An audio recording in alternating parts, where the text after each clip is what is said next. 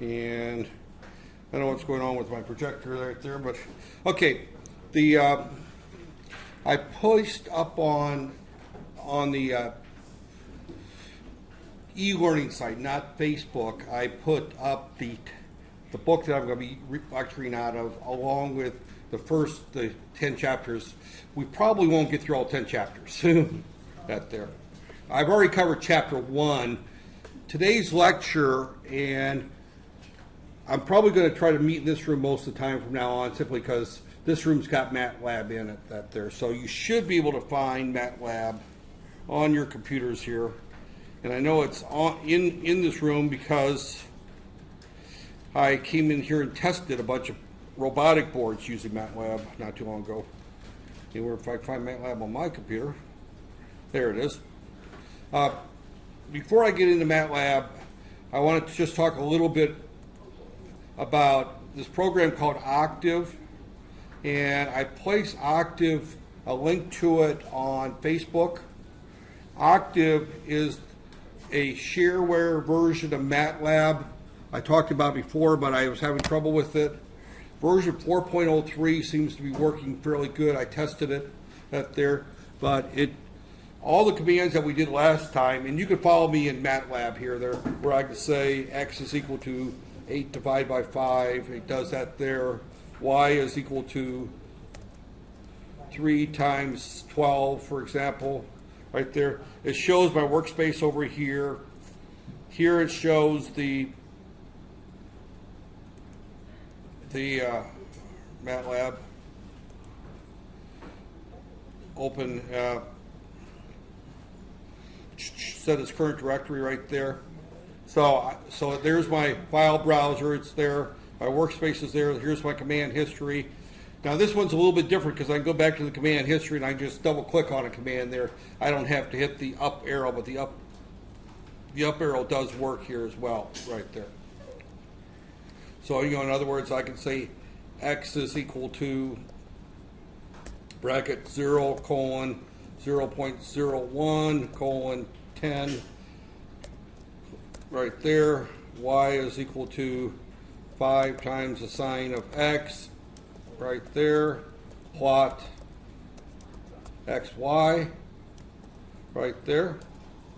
And I can do my plot and it works perfectly fine. This is in Octave. Now I'm going to be working with MATLAB because that's what's in the lab here. But everything that I do in MATLAB will work in Octave. And I encourage you, especially those of you that are going to probably do your final project, which will be in MATLAB, there'll be 2 parts of your final project, a C portion and a MATLAB portion right there, that no one wants to come and work in here. You can work in actually it's air conditioned here, but you could probably go to work go do your work at Starbucks or someplace else where you get a cup of coffee and relax at there. If you have a laptop. I assume most of you have access to laptops, right? At there. I can't imagine an engineering student getting ready to go overseas doesn't have a laptop ready, because you'll be in trouble at there. You'll learn to live by your laptops. Okay. My plan for today is really not the lecture. My plan today is to simply go through, and I'm going to pull up the book at there and go through a lot of these little hands-on exercises, and I'm going to demonstrate them to you, and then I just want you to follow along and do it right there. So the whole idea today is just simply for you to get your hands dirty running this. So I'm going to go ahead and close Octave. Again, you can use Octave or you can use MATLAB. Octave I don't think is on these computers. MATLAB is, but when you go to your laptop, I can't give you a pirated version of MATLAB. That's a good way for me to lose my job and get sued and everything else out there. And you got to remember, MATLAB is a U.S. company, and I'm a U.S. citizen, and I have money in U.S. banks, so they could probably sue me and get money out of me where nobody else on campus they could. So therefore, I won't be giving out any shareware free versions of MATLAB out there. But I will give you Octave all you want. Octave is free right there. And it says right there, it says right here on this line is free right there. There is absolutely no warranty. In other words, if it doesn't work, they will give you triple your money back right there. So 3 times 0, they'll give you 0 Rankins back, right there. So, there. So let me go ahead and bring up MATLAB. That there, and that was my house in the U.S. That there, and I don't miss the snow. I just put the picture of the house with all that snow on there just to remind me what I don't have to deal with this winter. That there, and trust me, at 60 years old, going out and shoveling that snow by hand is not fun. That there. Okay, now the MATLAB here, I've got this with just with the what's the word I want to say? The command window open right there is the only thing. Again, I could do the same thing with Octave right here. In other words, I can close all these other windows right there. Right there. So I mean, I can get the same setting right there. It's completely up to you how you want to set this up. And you can also, for example, here you can tell it layout. You know, there's the default layout, which gives you something like that there. So you can set this up however you want right there. Okay, this is MATLAB. The book that we're using, it's called MATLAB for Engineers, right there. And I'm going to, right there, and I'm going to make it full screen to where we can see what I'm looking at right there. This is the book right there. This is the 3rd edition, that there. And the slides are this. You know, I started this book last week before I went to our 3-day workshop right there. So the slides comes out of this book. So the slides in the book go along right there. And as we go through here, and I'm not going to read this book to you. You know, you've got a copy of it at there. I assume everybody can read PDF files on your laptops or your tablets. Everyone here has better eyes than I do, so you can probably read it on your phone. I don't recommend reading textbooks on phones. That there.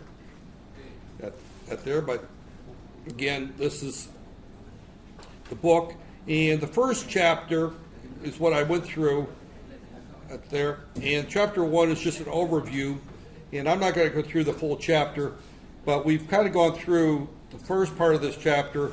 Is we went through the default desktop layout, which you saw that last time. You just saw me do it here again, right there. So in the textbook, he uses typewriter font to represent MATLAB commands. So if you see something that looks like this font right here, all that says is that that's the command exactly as you would type it into MATLAB right there. So there, if he uses something like this right here, boldface, then that's something different. So here it says y is equal to 6x. That's not a MATLAB command, so it's not in typewriter font right there. Starting MATLAB, you should be able to figure that out. That's not that there. And that there. And these are just kind of the examples that I gave last time right there. I went through them. And what I want you to do is, I'll put it up here, right there, is right here is A and B, right there. Can everyone read that? So, in other words, all we're wanting to do is just simply, you figure out how to put those commands in MATLAB, right there, and right here, and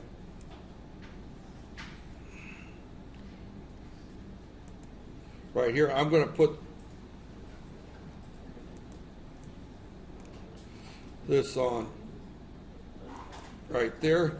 And so the first one is going to be 6 times 10 divided by 13, and 13 plus 18 divided by, and I'm going to say 5 times 7 right there. Close that parentheses.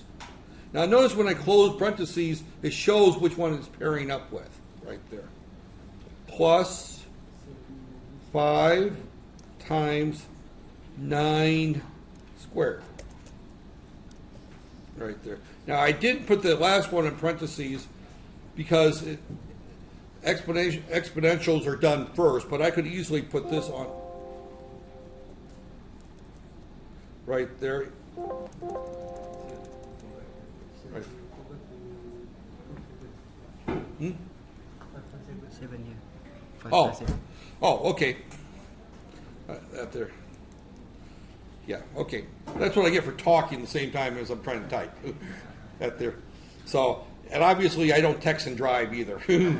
That there. That's more dangerous than talking and typing.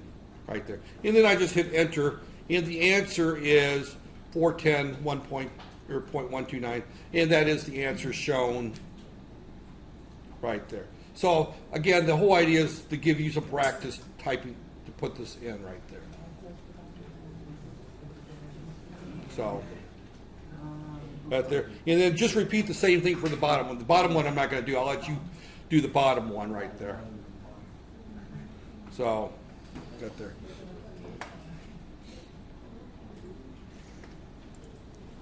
Right there. I can't believe that we put a month without being able to use this classroom because of a remote control being broke.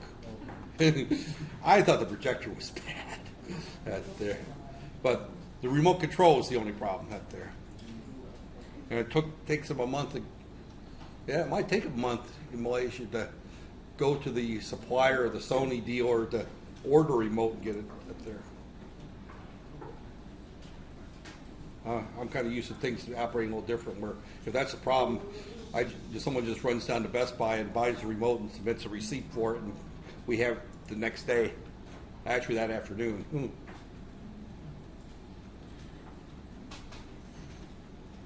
So let me know when you're done with the second one. That there, both of those. So, yeah. And again, your answer should be. Yeah, I'll just go ahead and type it in there. 6 times 6 times 35. Now,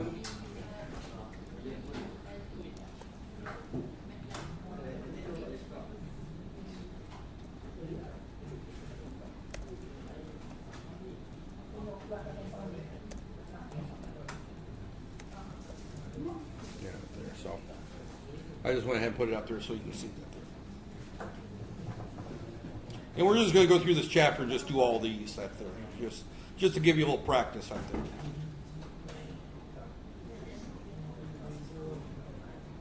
So, all right. Okay, I think everyone's had a chance to kind of go through that there. So I'm going to jump on down there. Okay. The next one, we said X is right there. As we go through here, right here, again, here's one that right there. This is an interesting one right here. Is volumes right here. How would you enter this in? So I would, why don't you just go through and just enter that in. Here's the equation. R is equal to, right here. Now, again, this is, R is equal to 8. Now, again, that is totally out there. But we need to know the height, and the volume is equal to pi. Their volume is square root right here. So again, we're going through here and we're calculating the volume right there is equal to pi times r squared h right there. That's the volume of a cylinder right there.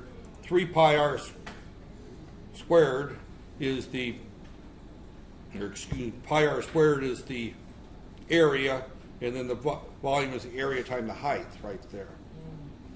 So again, what we're looking at here is we're taking the up there, and this is just saying the radius is, we're solving this equation for r is what we're doing right there. So again, that there, but that's the equation that there. But you can see how that's done right there, and Right there. Variable names. Right there, we've covered that. These are our commands. Let me put this back to right there. So again, this kind of is what we've done. Let me just jump down here to our next little, right there, this talks about I. Okay, right here. This is a formula right here. What we're wanting to do is we're going to divide X and Y right there. Now, if you were to do this, and now X and Y are complex numbers in this case. Now, as you probably would remember, if you were to do complex division, you almost always convert it back to polar form. In other words, you would have, and you would divide the magnitudes in there, and then you would subtract the angles from each other. Well, in MATLAB, you don't have to do that. You just simply put the complex numbers in rectangular form, and everyone knows what I mean by rectangular versus polar form, right? Okay. You may use different names here. I mean, that's that there. But this just simply is a way that you would do the division for that. Again, I'm going to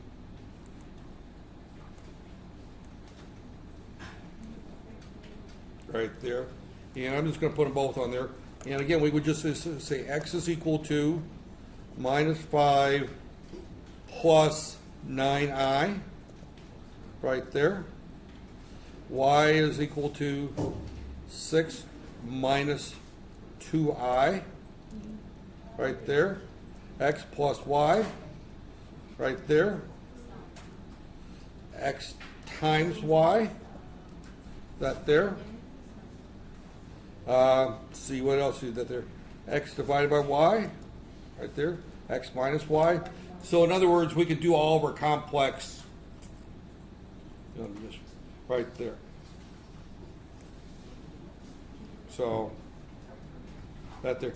So it's just a relatively simple way of, just to show you how you can multiply, add, divide, subtract complex numbers right there. So again, the whole goal is you follow along and you do it right there. It's not difficult, right? Right there. Probably easier than a calculator. Right there. Right there. So, all right, formatting. I don't care about formatting. You can play with that on your own right there. The top of MATLAB's desktop. Again, that's right there. The desktop menus. Again, we got file debug that there. We talk about the M files right there. Right there.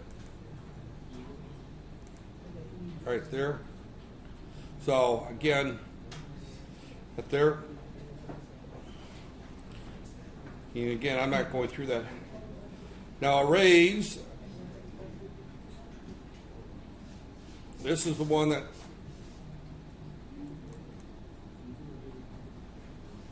and there should have been one on plotting. Or no, I guess not. The plot is later. Okay. Okay, arrays.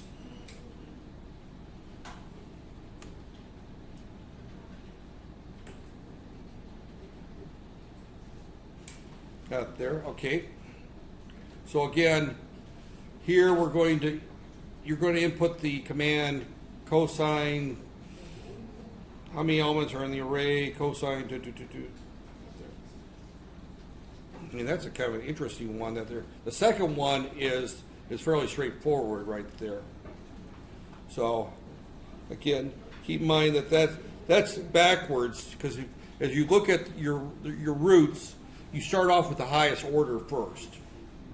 Right there. So if we look at this here, this is 1, -7, 40, and -34. So to solve this one, you have to put 1, 6, -11, 290. So they wrote the polynomial in reverse. Right there. So again, if we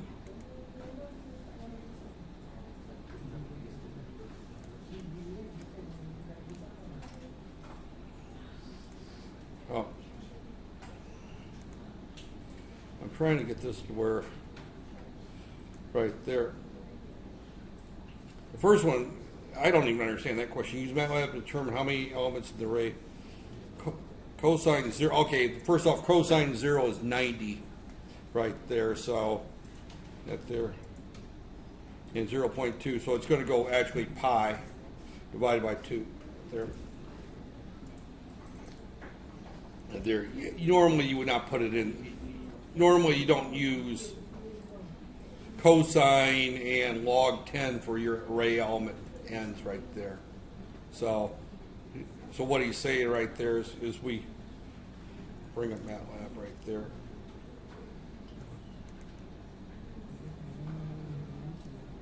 And I guess it's easier to.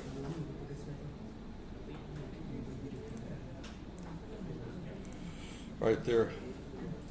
So yeah, because the first one is, I'm just going to say x is equal to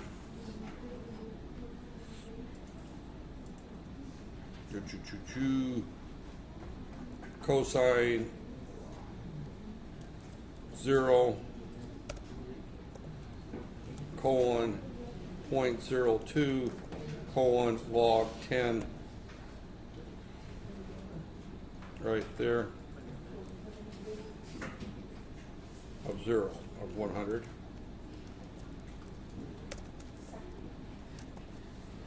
Right there, close bracket. Right there. And again, when we look at this right here, x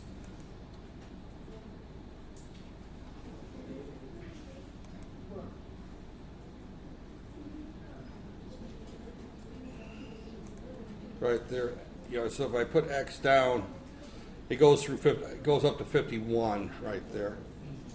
Up there. And x 25 is 1.48, which is that the right answer? Yeah. Okay. All that there.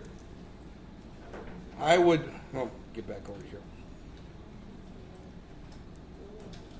I would never use that command. X is equal to cosine 0 colon 1.0. If I'm going to do an array, I'm just going to do an array in that there. So I would just do that there because cosine 0 is 1 right there. And log 10, 100 should be 2 right there. So if I just simply said x is equal to 1 colon 0.02 colon 2 right there, you still get the same 51 right there. And x 25 is still 1.48. So all this command here does right there, all this command there does is just simply evaluates the first one to 1 and the second one to 2 that there. So it's the same as what I did right here. Those two commands are really the same right there, is all I'm saying. Now the second one is the one that right there, that's the one where we got to say A is equal to 1 colon, or 1 space, 6 space, minus 11, 290, right there. And I forgot the equal key. Right there. And we want to find the roots for that. And again, our commands for that is just simply roots A.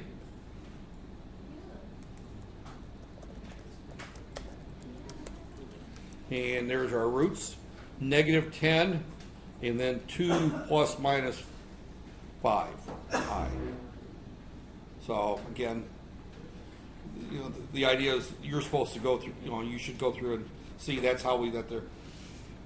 But again, this is a little tricky because if I was to give a test, that's the kind of question I would ask you is, right, what are the commands? And that polynomial is deliberately reversed right there. So you have to pick up on the fact that you start with the highest value of X, and then you go with the next value. So you have to put it in the reverse order right there. So, built-in functions, right there. Files, right there. We have what they call the M file, right there. So, save with .m, and then uses various types of files is missing that enable you to save your programs, data, and session. My guess is that the scanning software that someone used to pirate this book probably screwed up there. We went through these before. I kind of mentioned all these up there. You know, I've already gone through the slides for this chapter, but I brought the book in because I wanted to go through the right there. Working removable disks right there. Now keep in mind, if you're using a removable disk, like a thumb drive, and you write programs on there, and it needs to find data on the thumb drive, that those drive letters change every time you go from computer to computer, or even on the same computer. You know, if I stick a thumb drive in my computer at home, sometimes it's the K drive, sometimes it's the L drive. It just depends on the mood of the computer, right? Right there. So, right there. Now,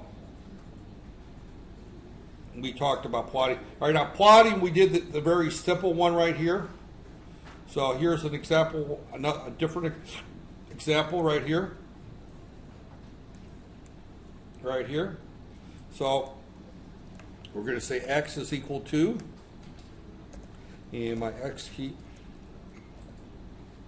bracket, 0, 0.01, 7, close bracket, semicolon. That sets up our X. Y is equal to 3 times cosine 2 times X right there. Right there. And we can do plot XY. We can add in our label, X label. X. Y label.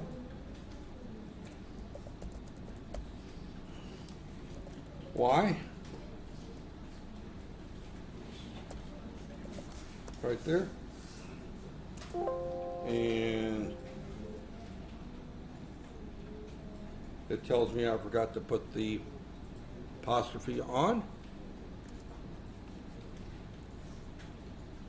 And there's our plot up there. So, right there.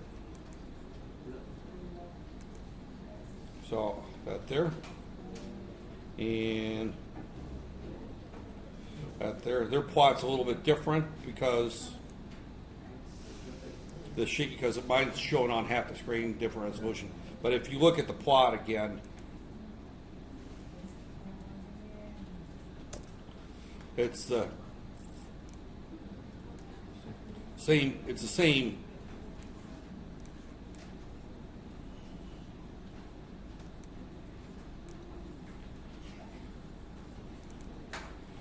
Right there.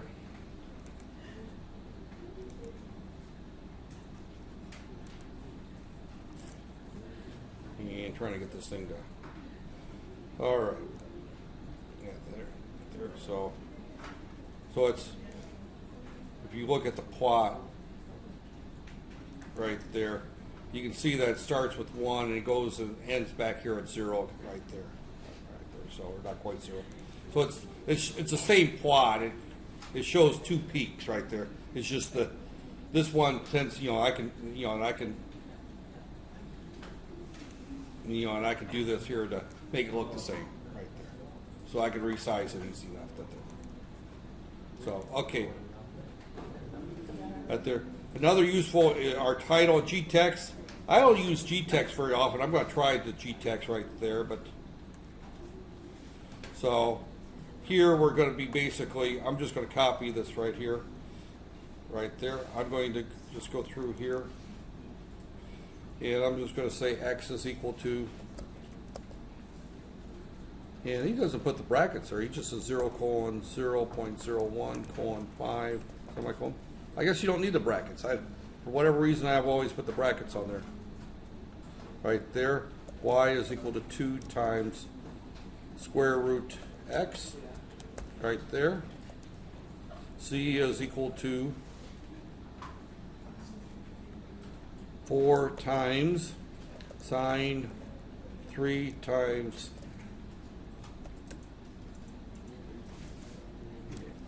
x, right there. 3 times x, right there. Here we're going to do a double plot, x, y, x, z, right there. X label.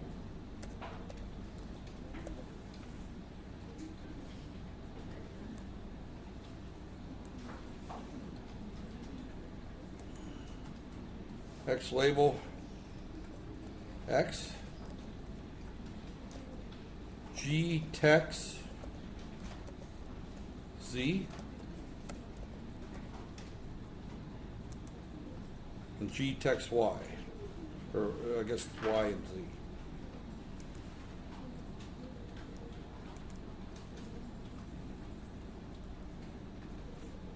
I have never used that G text command. I'm going to try it now. Text C, right there.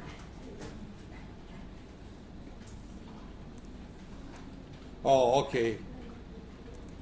All that allows me to do is place the label wherever I want it to, right there. Let me just go through again here. See, here's my plots right here, and this is going to be, I can put Y here, and then I can put Z here. In other words, I can put Z over here on this side if I wanted to.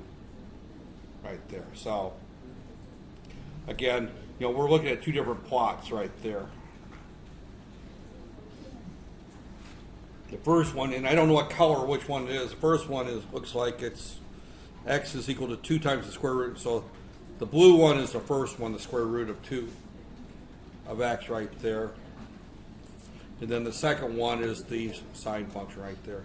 So again, later on we'll look at how we set the colors and all that, those types of things up there.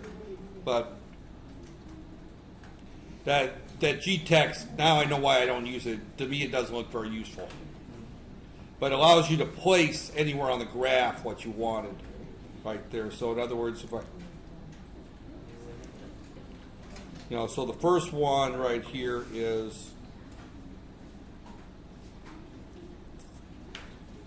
Y, and then this graph here is Z, for example, to show, so you can put the Z and the X here on the graph.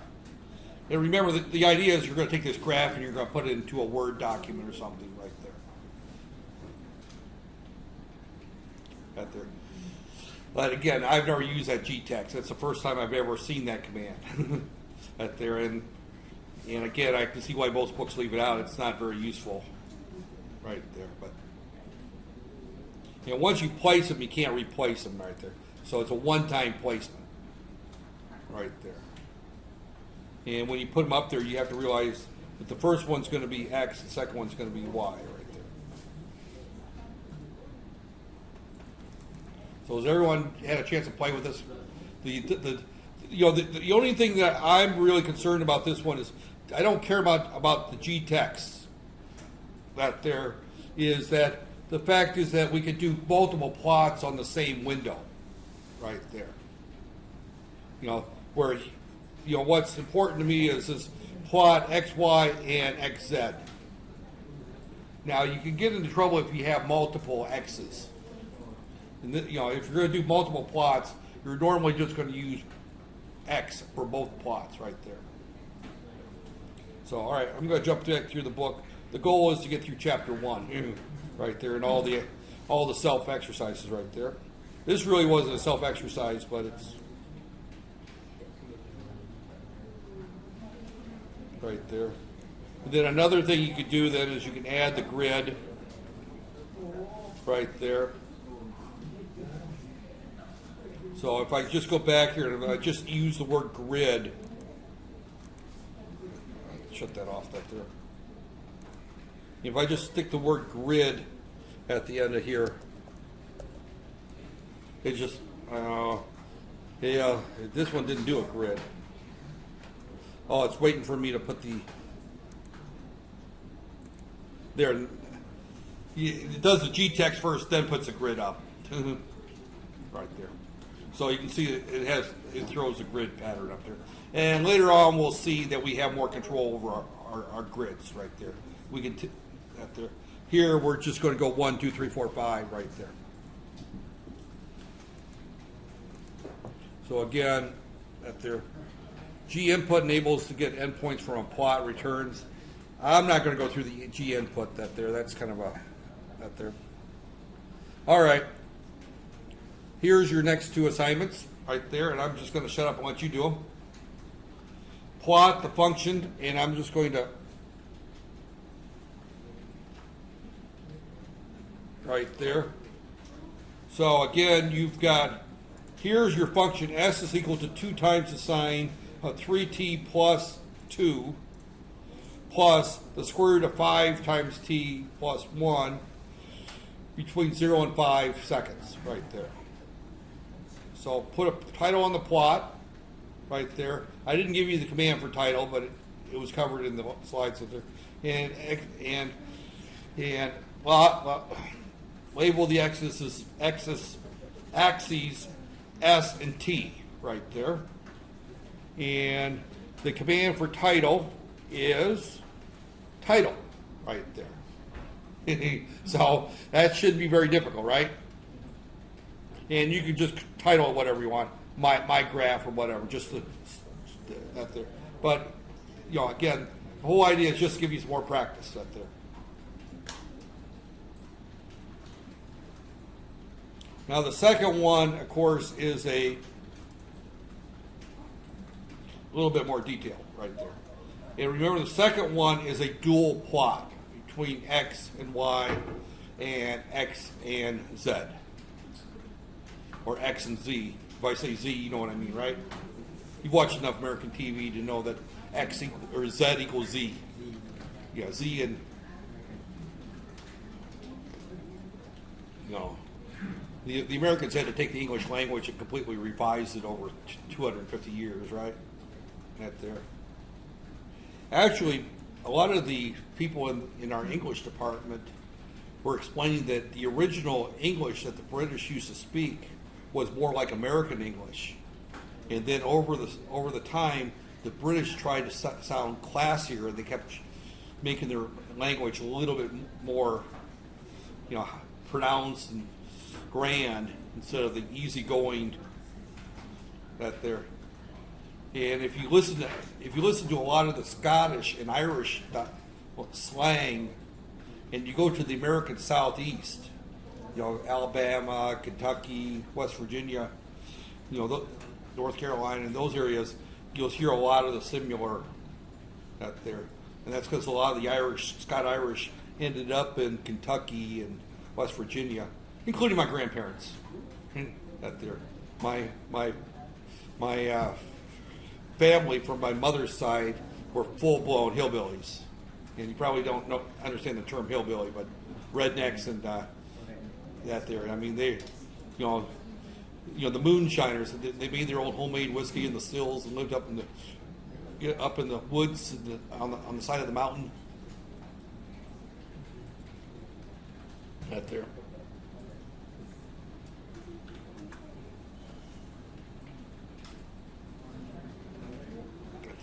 And I'll let you. I'm going to go fill up my coffee cup. This will take you a couple minutes to do both.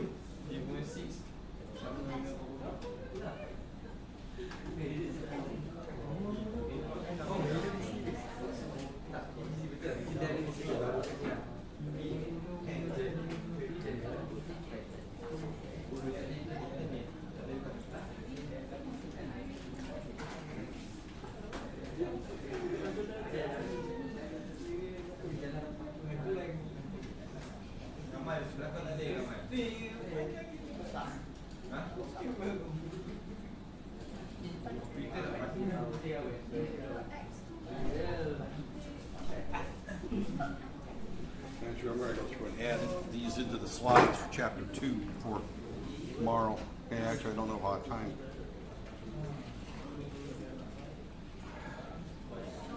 Tomorrow I'll probably go through chapter 2 slides and then come back and have you do the same thing. But we'll meet in here tomorrow as well. But tomorrow will be just the guys. And then Thursday will be just young ladies, okay? Right there. So today is because yesterday was a holiday. I stole your holiday from yesterday, guys. I'm sorry. That there. Well, you had last Thursday, Friday, or Wednesday, Thursday off. That there.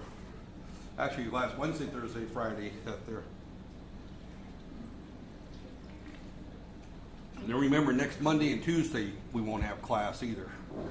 I'll be teaching this down in MFI for the mechanical engineering faculty who've never seen MATLAB. That there. Actually, mechanical and electrical, or mechanical and chemical.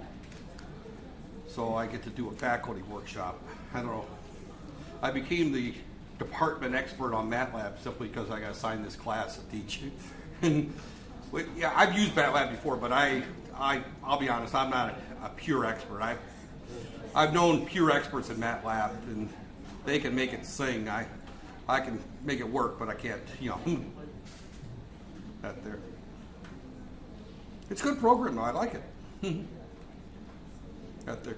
Actually, if you're doing analysis and writing, doing a report, it sure makes doing your graphs and your calculations and things like that a whole lot more convenient than writing C programs or writing Fortran programs or trying to do graphs in Excel.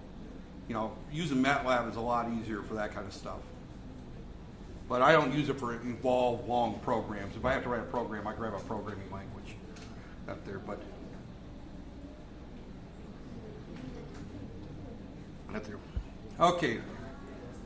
Can I move on, or are you still working on this here? I think we're nearing the end of these samples here. I just wanted to kind of go through and up there. The next one is the algebraic equations. I went through that example last time, right here. This is the example here. Just go through and enter it. Right here. Again, what we're doing is we're solving. I'm going to put these.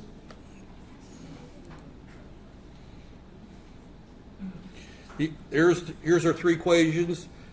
6x plus 12y plus 4z is equal to 70. 7x minus 2y plus 3z is equal to 5. 2x plus 8y minus 9z is equal to 64. We enter that in as a is equal to, and that creates the a function, or matrix right there. We enter the b vector, our solution. And now the solution, remember I used the a to the minus 1 times b, and he uses a right stroke b, which actually does the same thing right there. So you can enter that in two ways right there. So in other words, let me just kind of right there. So you say a is equal to bracket 6 comma 12 comma 4 semicolon 7 minus 2 7 comma minus 2 comma 3 semicolon 8 negative 9 or, no, 2, I made 2 comma 8 comma 9 close bracket. Now that shows my matrix, and my matrix should look like the left side of the equation there. 6 plus 12 plus 4, 7 minus 12 minus 2, 3, and 2 AC. And I like to see the matrix. You know, he showed it as suppressed. I usually leave the semicolon off so that I can go back and look at the equations and see that that looks right. And then I enter the B. B is equal to right there, and 70 semicolon 5 semicolon 64 close the quote, and B looks like that right there, and that should look like the right side of the equation.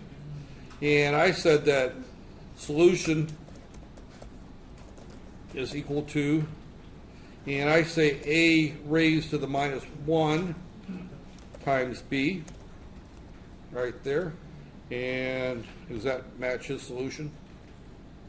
No. That doesn't look right. Oh, yeah, hold on. Solution is equal to, I did something wrong right there.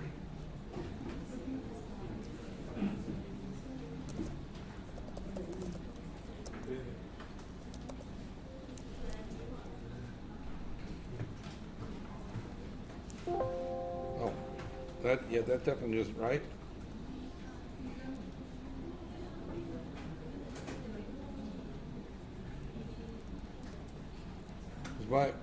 That matrix right. 6, 12, 4,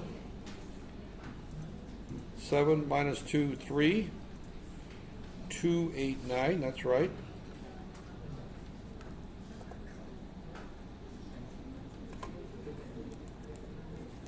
B is 75, 64. That's right.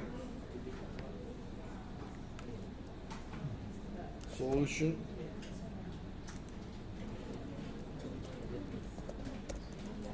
Now, the other day, worked.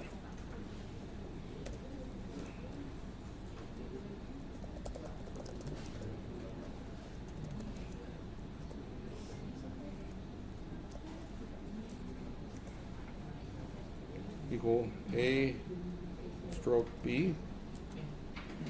Oh, I got the same answer, but that's different than his solution.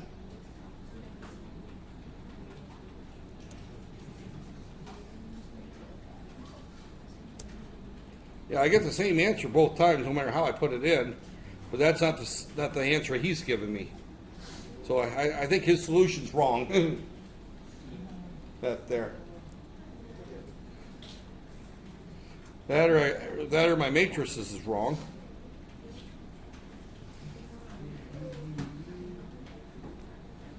Anybody see a problem with my matrix there? Oh, okay. That will probably. That will throw it off. So it's a true typing error. Right there. Okay, there we go.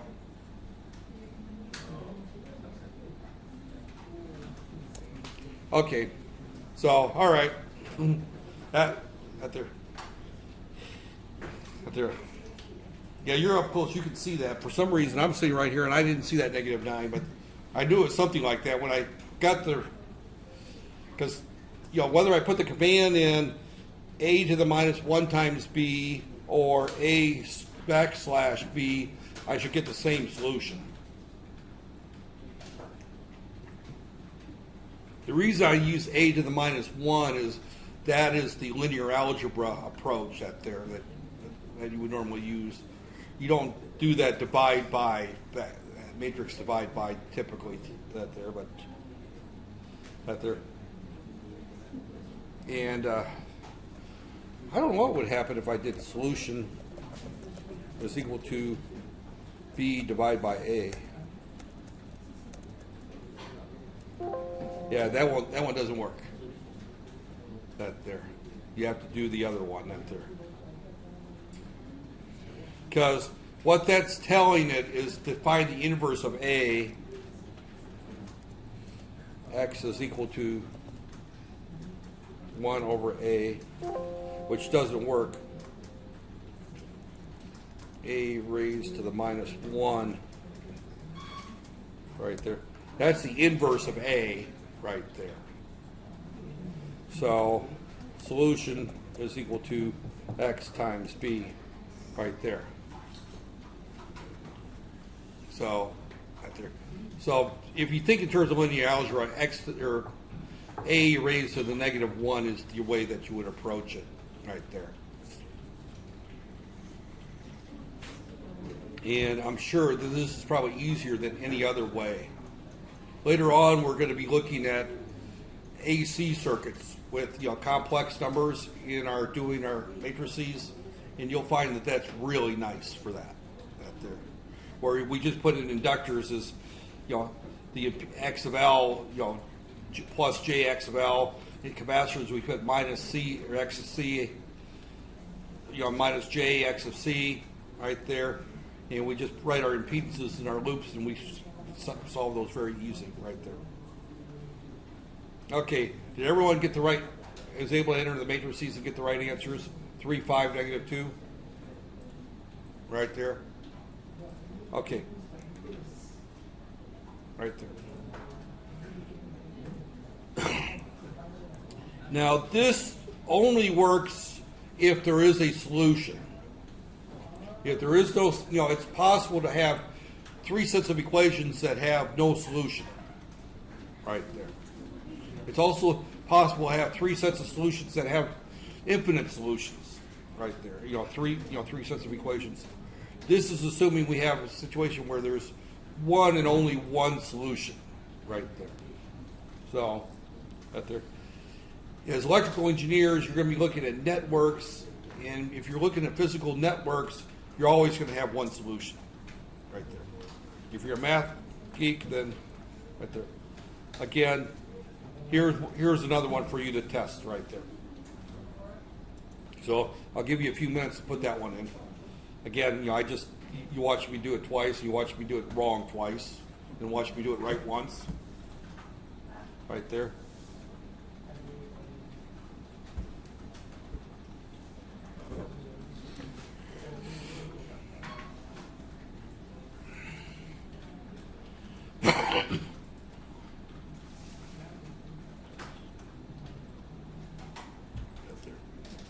This will be a boring recording to watch, but if someone's not here, then of course it'd be worthwhile. Again, they can always download Octave and run it at home. Right there. Is that large enough for you to read it in the back right there? Right there. Okay. That's definitely readable in the back. I can read that.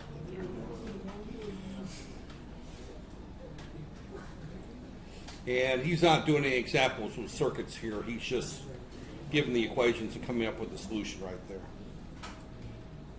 I think the last class before the break, I went through and I drove through a circuit and just showed that, that there. And again, if you've had DC circuits in your first year, you would have had, you would know where these equations come from. And now I got to figure out where they come for the mechanical students.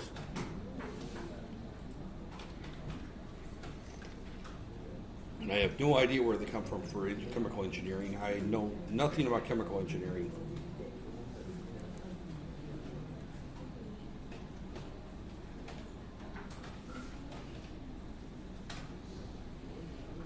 This room is still warm. I put the aircon on at 11 o'clock. This room is still warm, but I came in and put the air conditioner on at 11 o'clock to try to cool it down. Because if I came in at 12 to teach this class without the aircon being on beforehand, it's really hot. But I think that one's not working.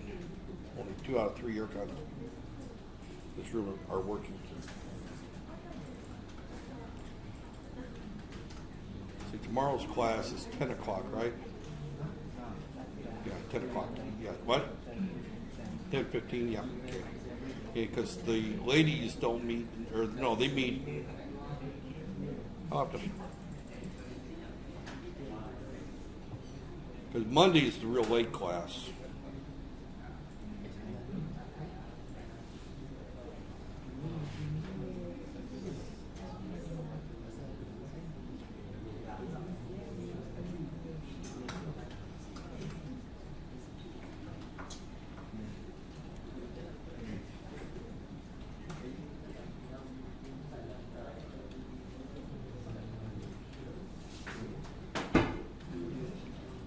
always have to check my schedule here, especially since I've been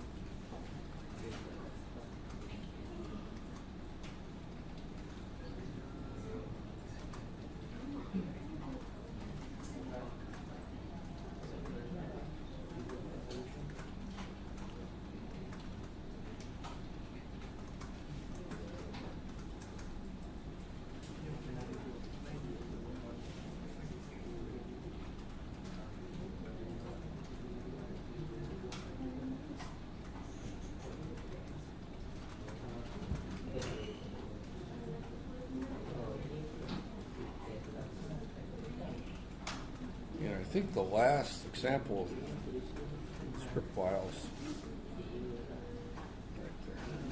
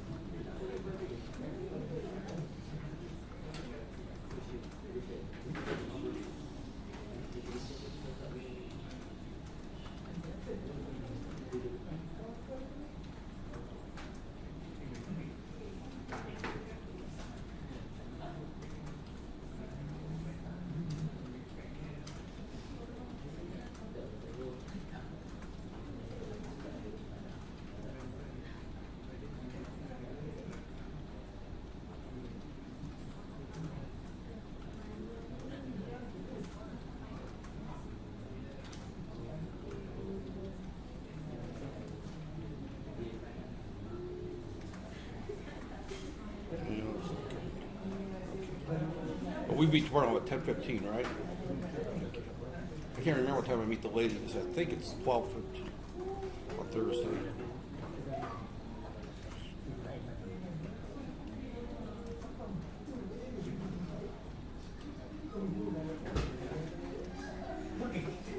Actually.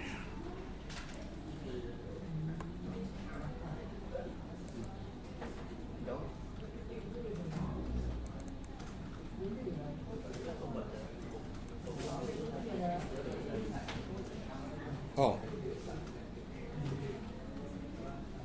Wait, no, we meet at 8 o'clock tomorrow. I meet with you guys. Yeah, Wednesday's 8 o'clock. Yeah, Wednesday's 8 o'clock. Thursday's 10:15. Okay. I'm glad I checked it, otherwise I'd be late. Right there.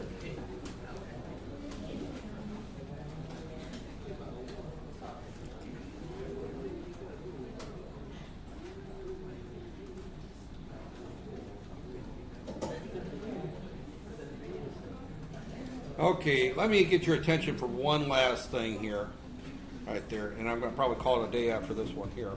The last thing I want to kind of discuss today is just the use of M files. And M files are useful anytime we want to basically write something we're going to use and reuse again, where we can pull it up and we can make changes to it and reuse it, or if we want to write functions, we can do that in an M file right there. So M files, and I don't think this chapter talks about functions yet, no. So it just introduces M files right there. Yeah, the rest of this chapter, you know, I would suggest that you read the chapter, but it's got some pretty interesting examples out there. Okay, let's just kind of look at the example he's given here, right here. But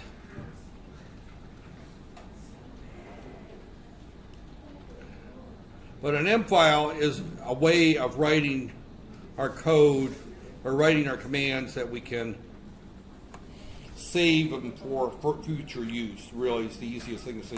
It's a program, but they're the simplest way here.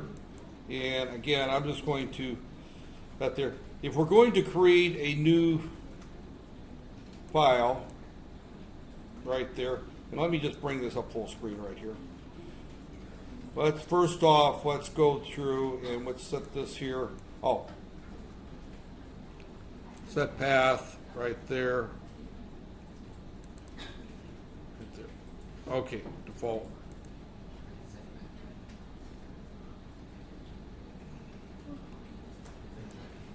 Right there. Okay. So close that and current. Right there, and again, where are we at here? We want to get, and right here, let's just program files, users, scanner. All right, I'm just setting my directory to where, you know, to my in my documents, I have a directory called MATLAB, and that's where I'm going to put this code right here. And here we're just going to write a new script right here. So you bring this up, and it will bring up an editor that looks like that right there. And I don't know if I'm going to copy the whole thing, but here. Right here we've got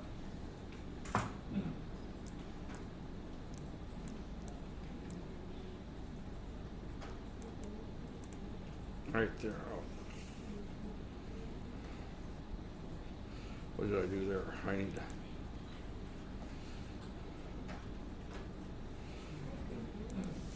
What have I done here? I broke it.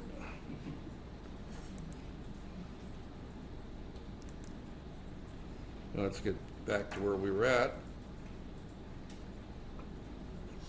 That's chapter 3. We want to be in chapter 1.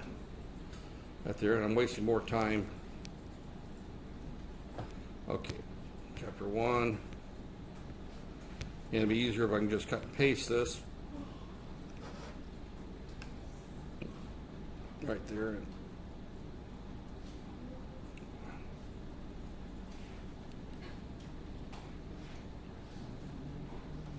All right. Okay.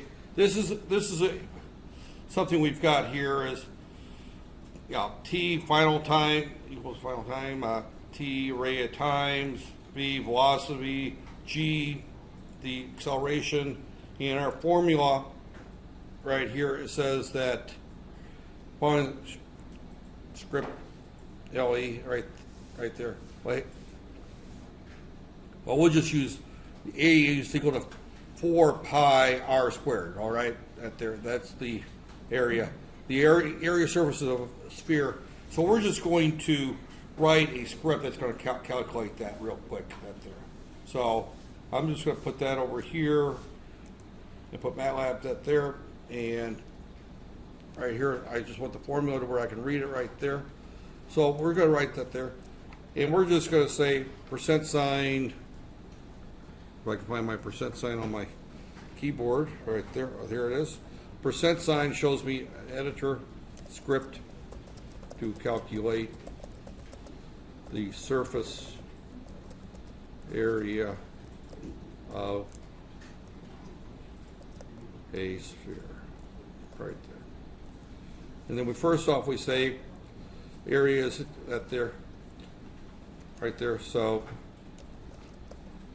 the surface area is a function of r, right there. For me, of r, I'm just going to use r. So this particular example, I'm going to write this is we're going to say r is equal to 10, and I'm going to put a comment after this and say change to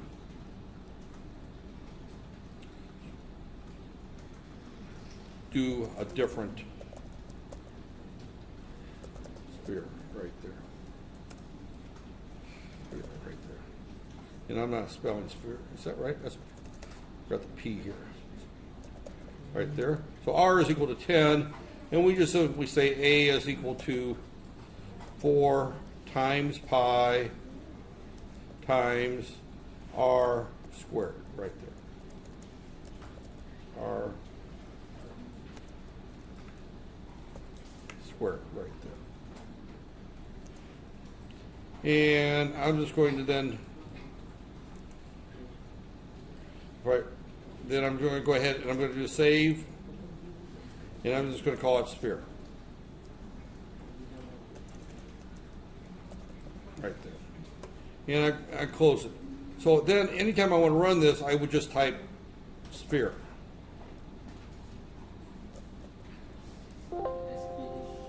I am having all kinds S-P-H-E-R-E right there. And it just simply gives me the answer right there. So again, and if I wanted to do it for a different one, I just open this up. I change this to 12. I close it.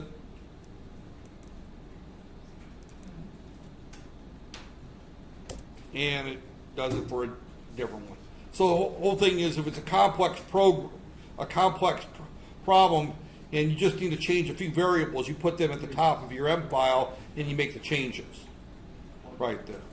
Now this one would be easier to do as a function, to be honest with you, right there. So I would then turn right around here and new, and I would hit function right there. And again, we would then simply say function right there. And we would give it some right there. And function, if I can remember how to do this, I had one there before. Right there. And I'm going to just call it surface area. area, and we're going to receive the radius right there. And we're just going to say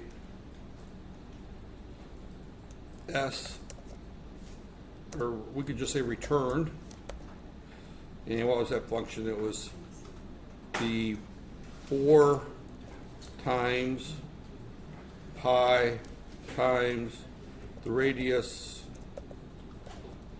raised to the, right there. And we're going to then save this as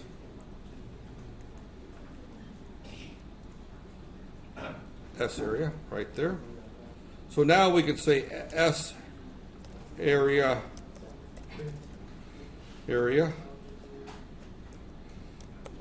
and that doesn't look right. Area 10. And expected, evidently I got an error in here. Line 3, column 7.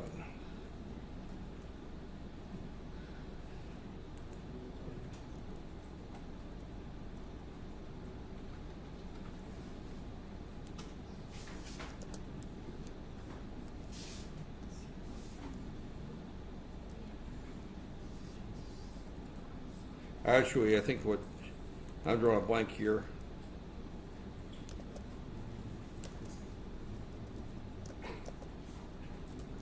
Right there, okay.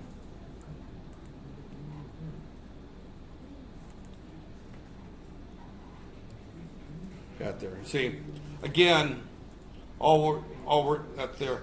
So again, that's just a syntax thing. Is that whatever we want to return, we say the name of the function is equal to that there, and that gives us there.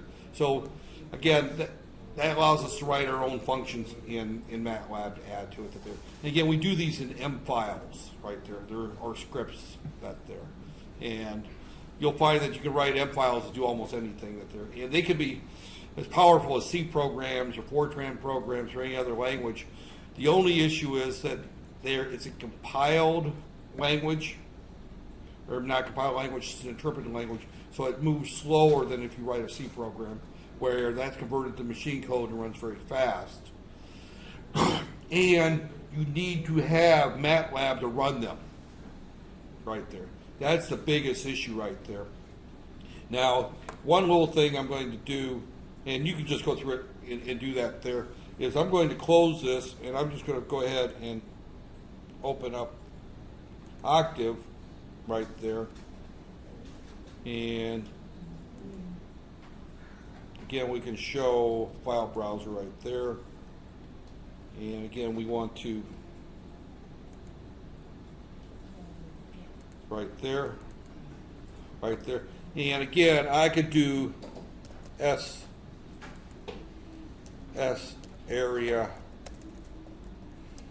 10 here, and it will read my MATLAB script file right there.